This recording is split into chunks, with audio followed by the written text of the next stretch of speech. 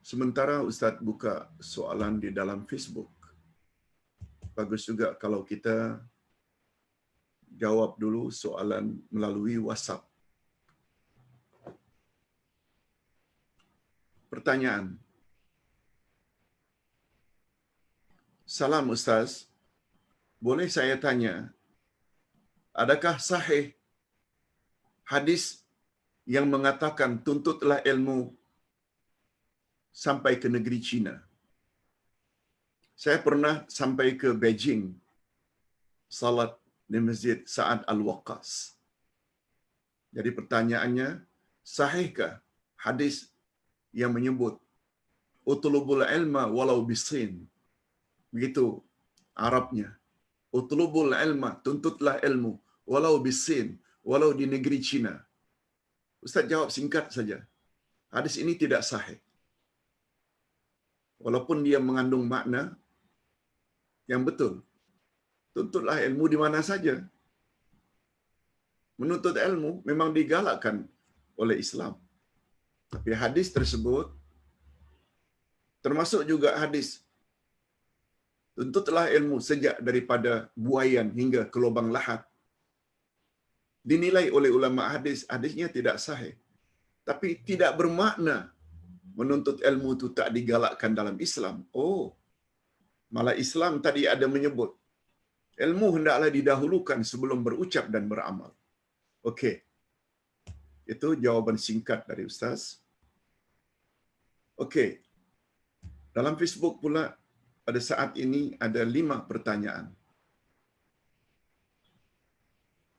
Assalamualaikum Pak Ustaz. Apa maksud setiap bid'ah itu sesat? Kalau sahabat buat di zaman Nabi, adakah dipanggil bid'ah juga? Bagus pertanyaannya.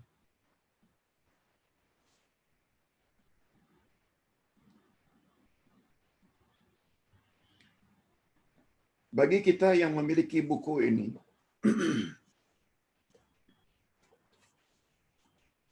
ini kita akan pelajari pada hari Rabu kalau tidak salah. Pada pelajaran yang ke-18, Ustaz ada tulis. Sekarang kita belajar, insya-Allah minggu hadapan ini, pelajaran yang ke-10. Tapi pelajaran yang ke-14, yaitu 4 minggu lagi, topiknya adalah bahaya bid'ah. Di situ Ustaz bahas dengan panjang lebar apa itu bahaya bid'ah dan apa makna bid'ah. Okey, menjawab soalan bid'ah terbagi 2.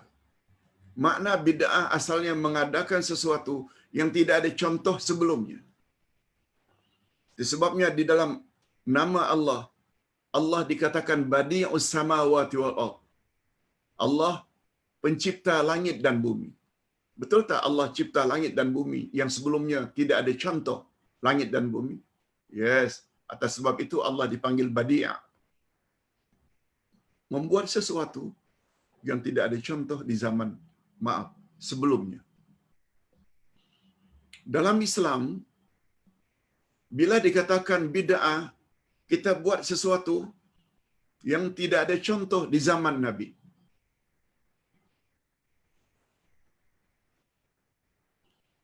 Coba dalam hal ini, bid'ah yang dilarang itu, bid'ah dalam urusan agama. Mengadakan perkara baru dalam urusan agama. Bila menyangkut masalah keduniaan, seperti umpamanya di zaman Nabi tidak ada internet, tidak ada laptop, tidak ada handphone. Tapi ini berguna. Tidak ada elektrik, tidak ada aircon. Tapi ini berguna. Ini namanya bid'ah dalam hal keduniaan, hukumnya boleh. Malah dianjurkan bila dia mendatangkan manfaat. Tak jadi masalah. Yang dilarang oleh Nabi adalah bid'ah dalam urusan agama. Mengapa bid'ah dalam urusan agama dilarang? Sebab Allah telah berfirman, "Al-yauma akmaltu lakum dinakum." Sebelum baginda wafat, Ayat yang terakhir turun kepada Nabi. Pada hari ini telah aku sempurnakan bagimu agamamu. Dengan kata lain, Nabi tidak diwafatkan oleh Allah kecuali agama Islam yang beliau bawa telah sempurna. Sebab tidak ada lagi yang akan menyempurnakan. Sebab baginda adalah Rasul terakhir. Ayat pula menyebut, Al-Yawma, hari ini, akmaltu lakum dinakum, aku telah sempurnakan bagimu agamamu. Di mana perlu penambahan lagi? Apa yang Nabi ajar, ikut sajalah.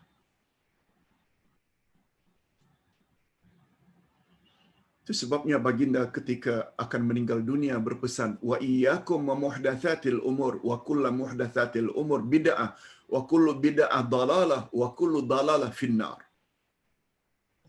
Hindarkan olehmu mengadakan perkara baru dalam urusan agama. Segala perkara baru yang diadakan dalam urusan agama adalah bid'ah. Semua bid'ah adalah sesat. Dan semua kesesatan tempatnya neraka.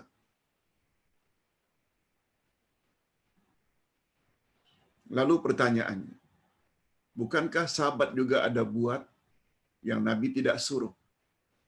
Bagus pertanyaannya. Kalau sahabat buat di zaman Nabi, adakah dipanggil bid'ah? Tidak. Mengapa tidak, Pak Ustaz? Sebab yang namanya sunnah ini paling kurang 3 maknanya. Ucapan Rasul. Contoh, innamal a'malu binniyat. Nabi sebut. Semuanya amal itu berdasarkan niat. Ucapan Nabi. Perbuatan Nabi. Nabi buat tahajud. Nabi buat salat sunat rawatib. Nabi buat witir. Nabi puasa sunat Senin dan Kamis. Nabi buat, kita ikut. Ini juga sunnah. Dah 2 dah. Ucapan Nabi, perbuatan Nabi. Dan takrir Nabi. Atau ikrar Nabi. Apa makna takrir? Ketetapan Nabi. Apa makna ketetapan Nabi? Nabi lihat sahabat buat, atau Nabi dengar sahabat cakap, lalu Nabi tidak menegur. Nabi tidak tegur. Nabi tengok sahabat buat. Nabi dengar sahabat cakap. Lalu Nabi biarkan. Itu juga namanya sunnah. Namanya sunnah takrir. Oleh sebab itu hari ini bila ada ulama buat, bagi pandangan ustaz yang memahami makna sunnah, itu bukan sunnah Nabi. Walaupun dia buat. Sebab Nabi tidak tengok. Nabi tidak tengok. Seperti umpamanya sebagai contoh, Nabi tanya Bilal, apa amalanmu Bilal? Ketika engkau lalu, suara langkahmu mirip-mirip langkah orang dalam syurga. Tak ada apa-apa amalan istimewa ya Rasulullah, cuma saya setiap selesai beruduk, tak kira uduk siang ke malam, musim sejuk ke musim panas, petang ke pagi, saya salat sunat 2 rakaat setelah uduk. Nabi diam. Itu termasuk sunnah, jenis takrir.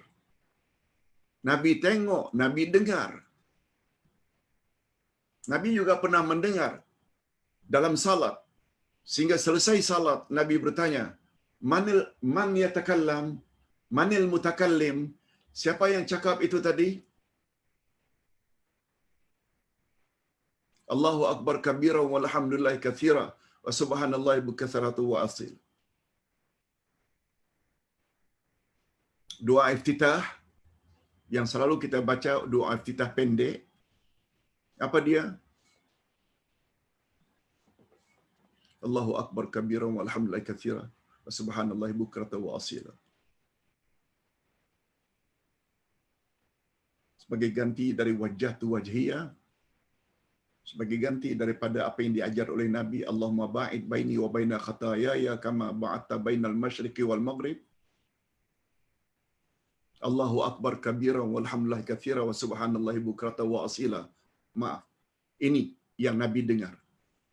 Allahu akbar kabira walhamdulillah katsira wa subhanallahi bukratan wa asila. Manil mutakallim, siapa yang baca itu? Sahabat menjawab, ana ya Rasulullah. Ketika engkau baca bacaan tersebut setelah takbiratul ihram, aku lihat berpuluh-puluh malaikat turun berebut-rebut mencatat ganjaran pahala bacaanmu itu. Nabi tidak ajar itu, tapi sahabat ucap. Nabi dengar. Nabi bukan tegur pula, malah Nabi sebut fadilatnya. Itu sunnah. Jadi apa yang kita buat pada hari ini, Nabi tidak menyaksikannya. Tak boleh dikatakan sunnah. Malah dia lebih cenderung kepada bid'ah. Wallahu a'lam. Itu satu. Yang kedua, Assalamualaikum Uday, mohon pencerahan. Apa itu taufik? Dan apa itu hidayah? Apakah faktor yang boleh seseorang itu mendapat taufik dan hidayah? Yang kedua, alhamdulillah syukur Uday di atas ilmu yang disyarahkan. Natijahnya, Uday merasakan diri sangat kerdil dan takut mendatangkan kebencian Allah. Mohon motivasi Ustaz. Syukran Ustaz. Terima kasih.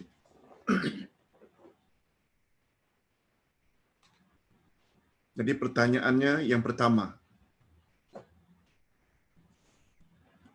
apa itu taufik, apa itu hidayah? Penjelasannya begini.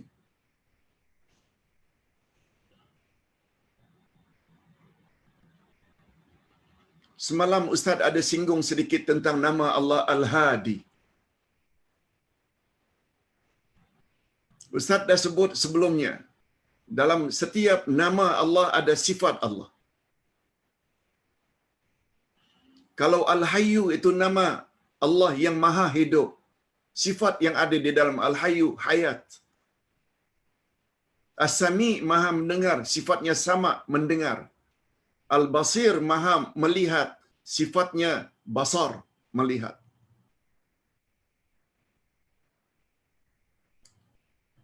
Sehingga kita faham,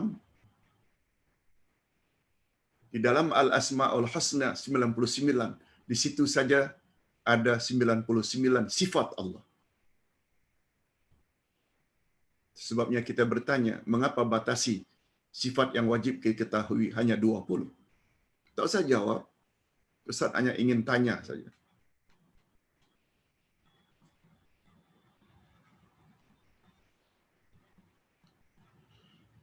Nama Allah Al-Hadi. Ingat ya, memanggil Allah mesti dengan nama. Nama Allah Al-Hadi yang maha pemberi hidayah. Itu sebabnya ada orang namanya Abdul Hadi. Hamba dari yang maha pemberi hidayah. Sama dengan makna Abdullah, hamba Allah. Kembali kepada Al-Hadi. Sifat yang ada di dalam Al-Hadi adalah hidayah. Allah pemberi hidayah. Sifat. Cuma hidayah menurut pandangan Ahlus Sunnah wal Jamaah terbagi dua. Terbagi dua. Yang pertama, al-hidayah dengan makna al-bayanu wal irsyad. Penjelasan dan bimbingan. Seperti Ustaz memberi ceramah tentang tafsir surat Al-Asr. Ini namanya Ustaz memberi hidayah. Tapi dengan makna pertama, al-bayanu, penjelasan, wal irsyad, bimbingan, membimbing jemaah, memberi penjelasan, pencerahan pada jemaah. Hidayah jenis pertama ini, penjelasan dan bimbingan, boleh dilakukan oleh manusia kepada manusia lain. Nabi Muhammad boleh beri hidayah kepada umatnya. Sebabnya Allah Subhanahu wa taala menyebut dalam Al-Quran, innaka latahdi ila siratim mustaqim. Sesungguhnya engkau, hai Muhammad, adalah pemberi hidayah ke jalan yang lurus.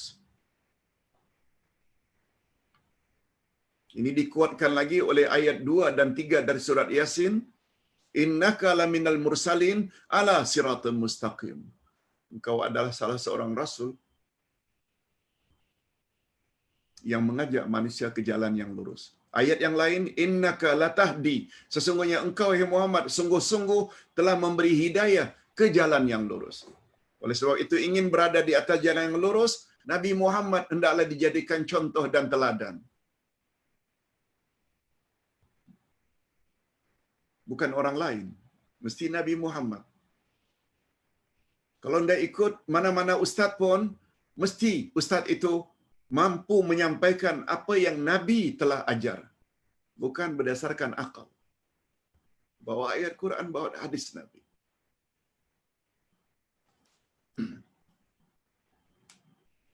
Sebabnya kata Imam Asy-Syafi'i, bila pendapatku bercanggah dengan hadis Nabi yang sahih, campak ke tembok pendapatku, ambil hadis yang sahih. Ini pendakwah yang faham hakikat kebenaran. Dan itu bermakna secara tidak langsung beliau sendiri iktiraf, Imam Asy-Syafi'i, bahawa beliau bukanlah insan yang sempurna.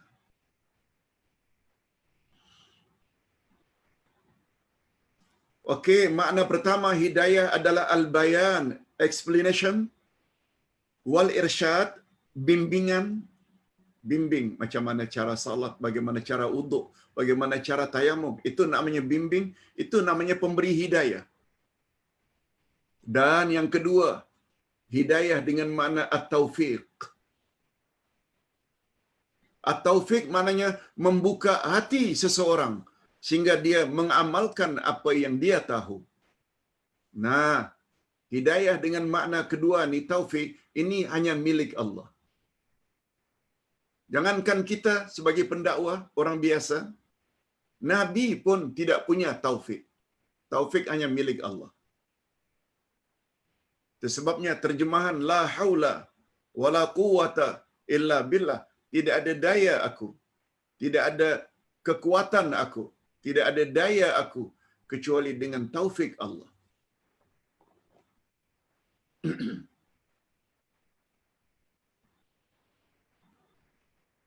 Itu sebabnya Nabi Muhammad sallallahu alaihi wasallam walaupun telah ajar umatnya, termasuk angkelnya Abu Talib. Angkel, bacalah 2 kalimat syahadat. Dia nanti akan dapat menolongmu di akhirat. Tapi diganggu oleh Abu Jahal, Abu Lahab, sehingga tak jadi ucap. Akhirnya Abu Talib mati dalam keadaan kafir. Nabi menangis, Nabi sedih. Coba dengar apa jawaban Allah. Apa teguran Allah? Innaka la tahdi man ahbabta walakinnallah yahdi man yasha. Muhammad, sesungguhnya engkau tidak akan mampu memberi hidayah walaupun orang itu orang yang paling engkau kasihi. Sebab hidayah adalah milik Allah. Allah akan beri hidayah kepada siapa yang dikehendaki. Nah, hidayah di sini hanya milik Allah, hidayah dengan makna taufik.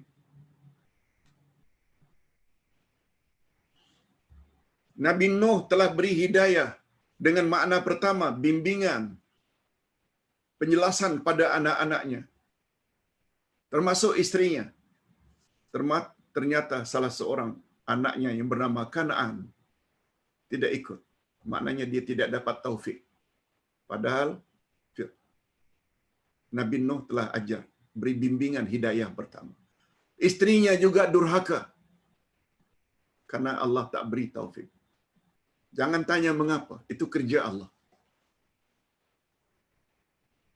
Nabi Ibrahim mengajar umat, tapi bapaknya tak ikut. Nabi Muhammad, 2 angkelnya Abu Lahab dan Abu Talib tak mau ikut. Itu maknanya kerja Allah. taufik.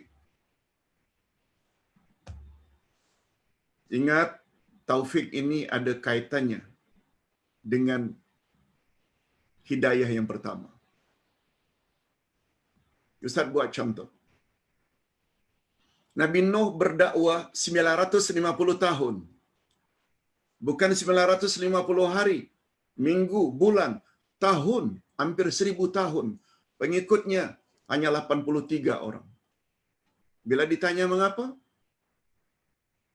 Surat Nuh menyebut, bila Nuh sampaikan ayat-ayat Tuhan, mereka selubung kepala mereka dengan kain, lalu mereka sumbat lubang-lubang telinga mereka dengan telunjuk.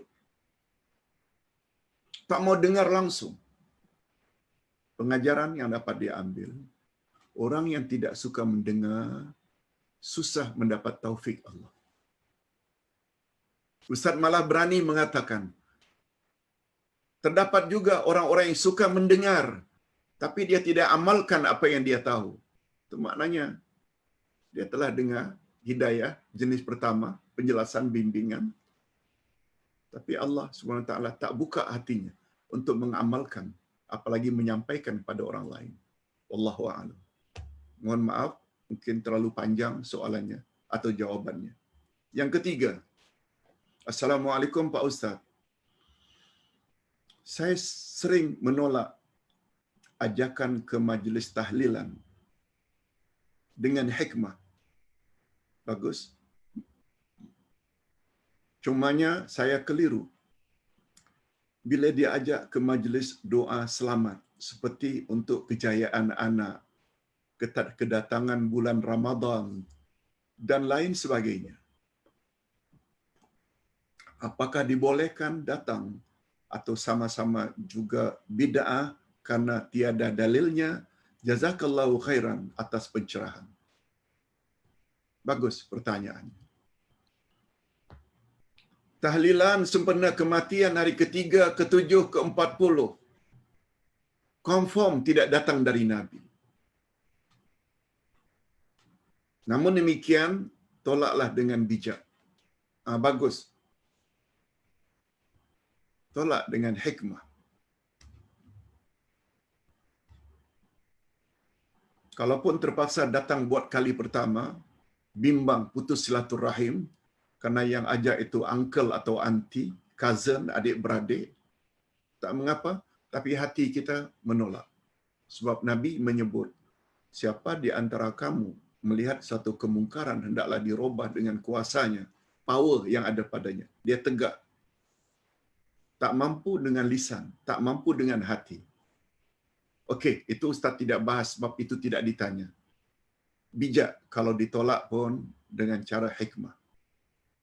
Sebab kata Imam Ibnul Qayyim, jangan kamu tolak bid'ah dengan membuat bid'ah yang lebih besar. Kita tahu tahlilan kematian itu bid'ah. Tapi apabila kita tolak itu mengakibatkan putus silaturahim, itu bid'ah yang kita buat itu lebih besar daripada menghadirinya dengan hati yang tak setuju. Yes, itu maksudnya. Adapun doa kesyukuran, karena nak masuk bulan Ramadan, syukur. Sempena anak mendapat keputusan yang cemerlang, sempena didapat untung besar dalam bisnes, lalu dia buat makan-makan. Dalam pandangan Ustaz, tidak salah. Sebab dia tersirat di dalam firman Allah ayat terakhir surat Ad-Duha, wa amma bi ni'mati rabbika fahaddits. Terhadap nikmat Tuhanmu hendaklah kamu nyatakan, beritahu orang lain. Asalkan jangan ria. Bila dapat untung bisnes, sebagai tanda syukur, aku tidak bawa kenduri lah, tidak panggil kawan-kawan. Kemudian beritahu, Alhamdulillah baru-baru ini adalah sedikit keuntungan dianugerahkan oleh Allah sebagai tanda syukur, saya buat makan-makan ini. Apalagi Nabi Muhammad sallallahu alaihi wasallam pernah bersabda, At'imut ta'am wa abshus salam wasilul arham wa tayyibul kalam wa sallu bil laili wan nasu niyam tadkhulul jannata bisalam. Sukalah kamu beri orang lain makan. Hubungkan silaturrahim. Berkatalah dengan kata-kata yang benar. Ucapkanlah salam bila jumpa orang lain. Lakukan salat malam ketika orang lain sedang tidur nyenyak. 5 perkara tersebut bila kamu lakukan, kamu layak masuk syurga dengan selamat. Tadkhulul jannata bisalam. Pertama-tama Nabi sebut, beri orang makan. Bahasa kita harian, buatlah kenduri kendara. Bila dapat untung, bila selamat balik dari Mekah, bila selamat balik daripada perantauan, anak dapat cemerlang, dekat dengan bulan Ramadan, buat doa kesyukuran. Bagi pandangan Ustaz, tidak ada salah sebab dia adalah pernyataan kesyukuran kita kepada Allah. Asalkan jangan ada unsur riya. Kita datang tak jadi salah. Pertanyaan yang keempat. Salam Ustaz, macam mana tidak tahu solat istikharah kita telah dijawab? Kata para ulama, bila kamu ada pilihan yang kamu tidak dapat pilih, umpamanya diterima oleh 2 universiti. 2 universiti terima. Kita nak pilih mana ya yang lebih baik untuk future saya. Atau kita ingin berdagang, buat gerai. Tak jual apa ya? Nasi lemak ke, karipap ke, ini ke, itu ke. Lalu kita dilema, tak memilih antara satu. Kata Nabi, buat salat istikharah 2 rakaat. Tak cukup 2 rakaat, buat sekali lagi. Tak cukup, buat sekali lagi. Nanti akan ada isyarat. Isyarat itu, kata para ulama, kadang-kadang dalam bentuk gerakan hati, cenderung kepada yang satu daripada pilihan yang lain. Kadang-kadang dalam bentuk mimpi.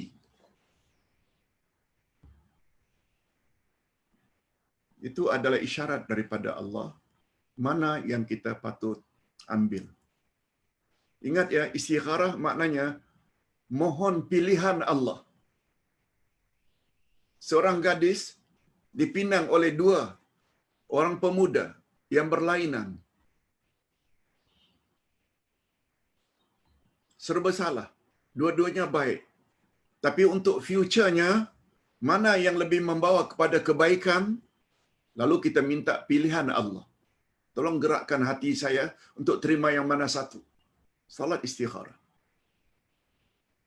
Lalu kepada antara A dan B itu, A saja yang kita selalu ingat, itu seolah-olah gerakan, kadang-kadang dalam bentuk mimpi. Itu yang Ustaz sempat tahu. Wallahu a'lam. Andai kata belum ada gerakan hati, buat lagi. Buat lagi. Sampai kecenderungan kita kepada yang satu. Yang kelima, second last. Ustaz, antara perkataan Nabi, perbuatan Nabi,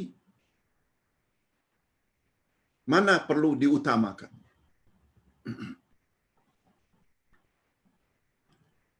Sekali lagi Ustaz ingin katakan kedua-duanya ada sunnah. Malah 3 lagi. Ucapan Nabi, perbuatan Nabi, dan ikrar atau takrir Nabi. Malah ada yang masukkan 4. Ucapan, perbuatan, takrir, dan sifat Nabi.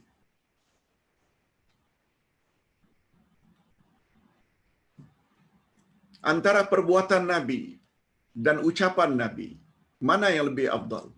Setengah ulama mengatakan ucapan Nabi itu yang lebih afdal. Perbuatan Nabi juga Nabi yang buat. Kalau boleh kita tak usah pertikaikan sangat. Sebab ucapan Nabi itu sifatnya lebih umum. Wallahu a'lam. Yang jelas perbuatan dan ucapan Nabi selagi ianya adalah sahih, elok belaka bila diikuti. Yang terakhir, yang keenam. Udai yang dihormati, bagaimana kita ingin memohon maaf dengan insan yang kita umpati sebelum ini karena terlalu banyak sejak dari muda, remaja lagi. Kini usia sudah senja. Jazakallahu khairan. Hadirin dan hadirat rahimakumullah. Nabi Muhammad sallallahu alaihi wasallam bersabda, "Az-zulmu salasa." Zalim itu ada 3. Zalim dengan makna dosa ya. Tadi kita dah sebut. Nabi Adam berdoa, "Rabbana zalamna." Buat zalim itu maknanya buat dosa. Tapi tadi kita dah jelaskan. Ketika ditanya, orang-orang beriman yang tidak campurkan dengan kezaliman, mereka sajalah yang akan aman dari siksaan Allah dan merekalah orang yang mendapat petunjuk.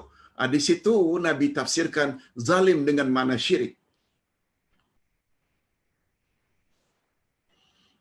Jadi zalim bukan semuanya syirik. Tapi syirik itu adalah zalim. Yes. Zalim yang amat besar. Inna syirka la zulmun azim. Ayat 13 surat Luqman. Berbalik kepada hadis Nabi. Az-zulmu salasa. Zalim ada 3. Pertama, zalim yang Allah tidak akan ampun sama sekali. Inilah yang namanya syirik. Yang Nabi isyaratkan tadi. Yang tak boleh dicampurkan dengan iman. Iman mesti pure. Tak boleh ada syirik khurafat. Itu sebabnya pelajaran akidah, pelajaran nomor 1.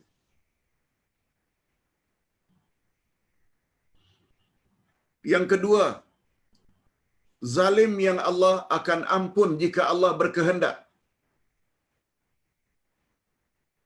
Yang pertama, zalim yang Allah tidak akan ampun sama sekali. Yang kedua, zalim yang Allah akan ampun jika Allah berkehendak. Yang ketiga, zalim yang Allah berlepas diri daripadanya. Tak mau campur. Lalu Nabi explain. Adapun zalim yang Allah tidak akan ampun sama sekali adalah syirik, kata Nabi.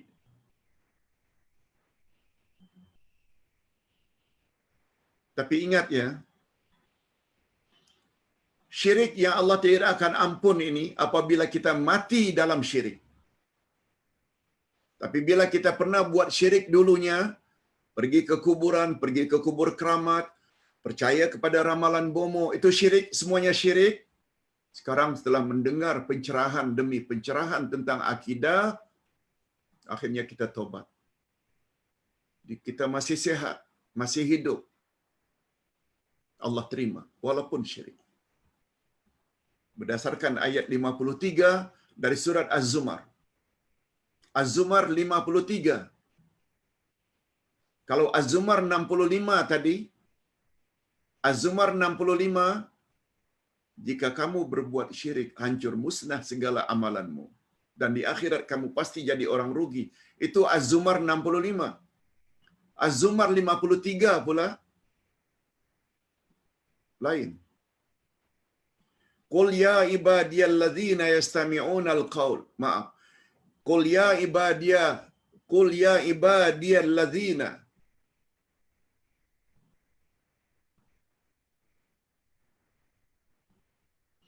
Qul ya ibadiyalladzina asrafu ala anfusihim. Katakan, hai Muhammad, hai hamba-hambaku yang telah menzalimi diri mereka sendiri. Maknanya, hamba-hamba Allah yang banyak buat dosa. Qul ya ibadiyalladzina asrafu ala anfusihim. Katakan, hai Muhammad, hai hamba-hamba yang telah melampaui batas, maknanya banyak buat dosa. Lalu apa kata Allah? La taqnatu min rahmatillah. Jangan kamu putus asa akan rahmat Allah. Jangan. Kemudian Allah sebut sebabnya. Innallaha yaghfirudz dzunuba jami'a. Sebab Allah bersedia memaafkan semua dosa.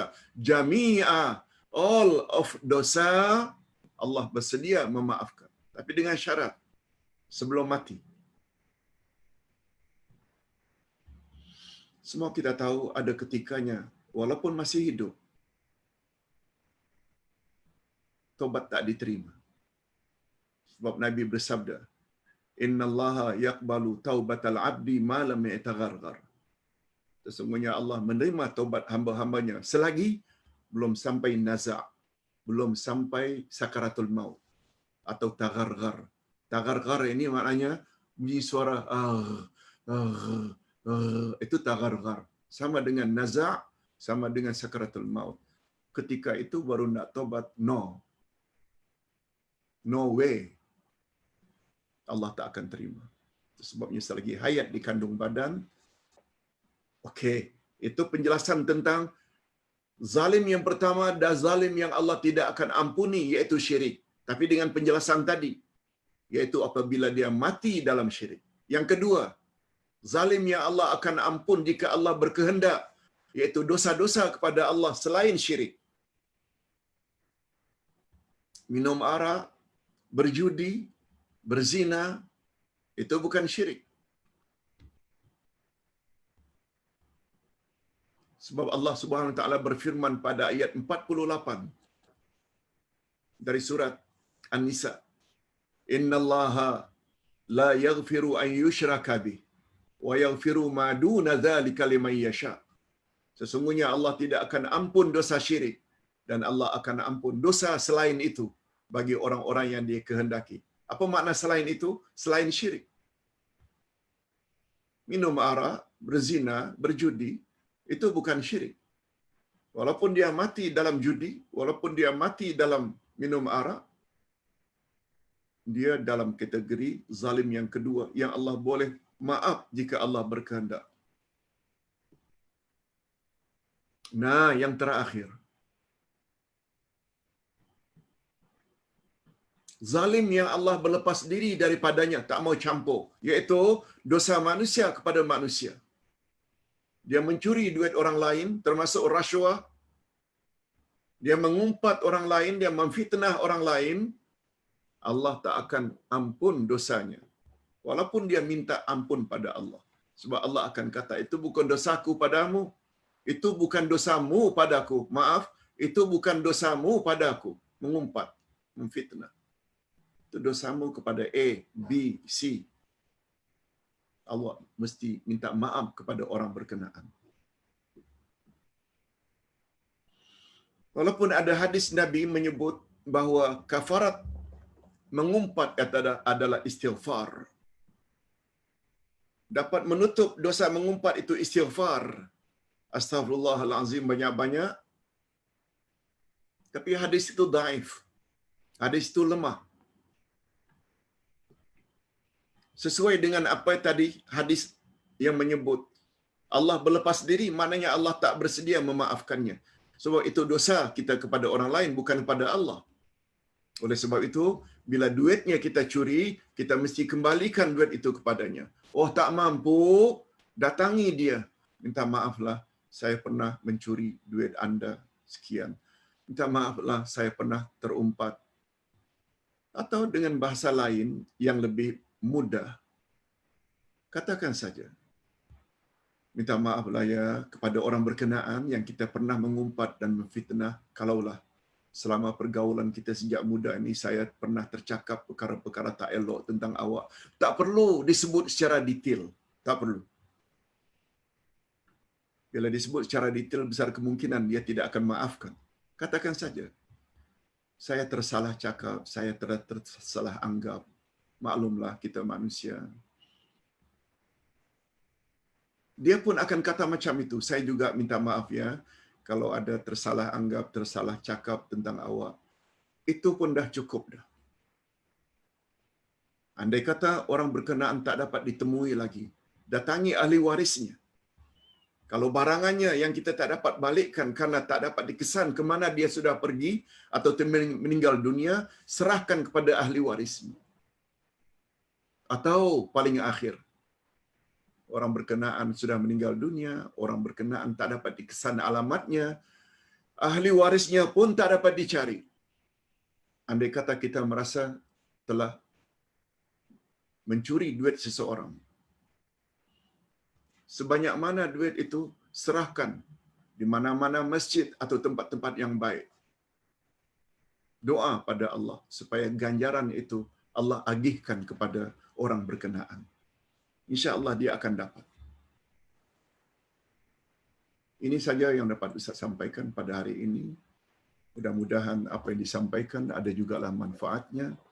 Segala yang baik-baik datangnya daripada Allah, dan segala kekurangan itu adalah kekurangan dari Ustaz sendiri. Mari kita berdoa sejenak untuk keselamatan negara kita, untuk keselamatan negara-negara Islam lainnya daripada bahaya bala dan wabak. Alhamdulillahirabbil alamin. Wassalatu wassalamu ala asyrafil anbiya'i wal mursalin wa ala alihi wa sahbihi ajma'in.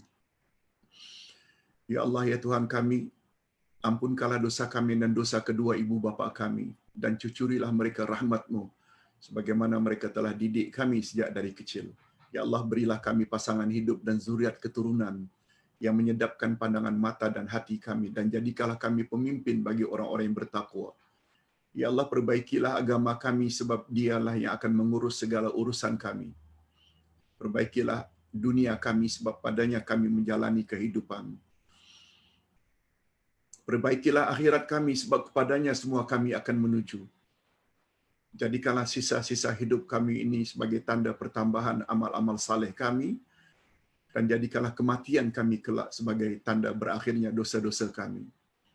Ya Allah, selamatkanlah Malaysia, Indonesia, Brunei, Arab Saudi, dan semua negara-negara umat Islam daripada bala, wabak dan segala penyakit berjangkit atau ta'un birahmatika ya arhamar rahimin. Allahumma khtim lana bihusnil khatimah wa la takhtim alaina bisu'il khatimah. Ya Allah, akhirilah hidup kami dalam keadaan yang baik, dan janganlah Engkau akhiri hidup kami dalam keadaan yang tidak baik. Allahumma inna na'udzubika min an nuradda ila arzalil umur. Ya Allah, kami mohon perlindungan daripada kami dikembalikan kepada umur nyanyuk, umur kanak-kanak. Birahmatika ya arhamar rahimin. Allahumma barik lana fil maut wa fima ba'dal maut. Ya Allah, berkatilah hidup kami ketika kami mati dan setelah kami mati. Birahmatika ya arhamar rahimin. Rabbana atina fid dunya hasanah wa fil akhirati hasanatan wa qina adzabannar. Ya Allah, berilah kami kebaikan di dunia dan kebaikan di akhirat, dan hindarkan kami daripada azab api neraka. Allahumma hdina siratal mustaqim, siratal ladzina an'amta 'alaihim minan nabiyyin was-siddiqin wasyuhada'i was-salihin. Ya Allah, tunjukilah kami jalan yang lurus, jalan orang-orang yang telah Engkau beri nikmat, yaitu dari kalangan nabi-nabi, para siddiqin, syuhada dan salihin. Wa sallallahu ala nabiyyina Muhammad wa ala alihi wa sahbihi ajma'in. Walhamdulillahirabbil alamin. Wassalamualaikum warahmatullahi wabarakatuh.